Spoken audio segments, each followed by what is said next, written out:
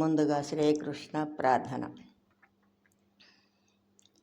వసుదేవసుతం దేవం కంసచాణూరమర్దనం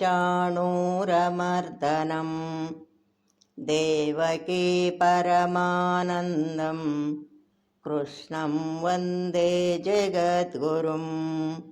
శ్రీకృష్ణం వందే జగద్గురుం. జయ శ్రీకృష్ణ. ఇప్పుడు శ్రీమద్ భగవద్గీత చతుర్థోధ్యాయం జ్ఞానకర్మ సన్యాస యోగము నుండి 16వ శ్లోకము నేర్చుకుందాం.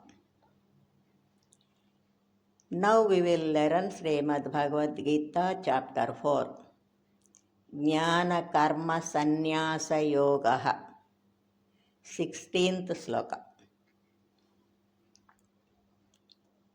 King karma kima karmeti, king karma kima karmeti, kavayopyatra mohitaha, kavayopyatra mohitaha, tatte pravakshyami, tatte pravakshyami, యజ్ఞాత్వా మోక్ష్యసే శుభాత్, యజ్ఞాత్వా మోక్ష్యసే శుభాత్. మళ్ళీ కిం కర్మ కిం కర్మేతి, కిం కర్మ కిమ కర్మేతి, కిం కర్మ కిమ కర్మేతి, కవయోప్యత్ర మోహితాః, కవయోప్యత్ర మోహితాః, తత్తే కర్మ ప్రవక్ష్యామి, తత్తే కర్మ ప్రవక్ష్యామి, యజ్ఞాత్వా మోక్షసే శుభాత్, యజ్ఞాత్వా మోక్షసే శుభాత్. ఫుల్ శ్లోక. కిం కర్మ కిమ కర్మేతి, కవయోప్యత్ర మోహితాః,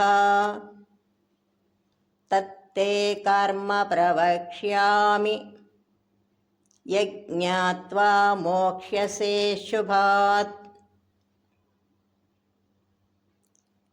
కిం కర్మ కిమ కర్మేతి, కవయోప్యత్ర మోహితాః, తత్తే కర్మ ప్రవక్ష్యామి, యజ్ఞాత్వా మోక్షసే శుభాత్.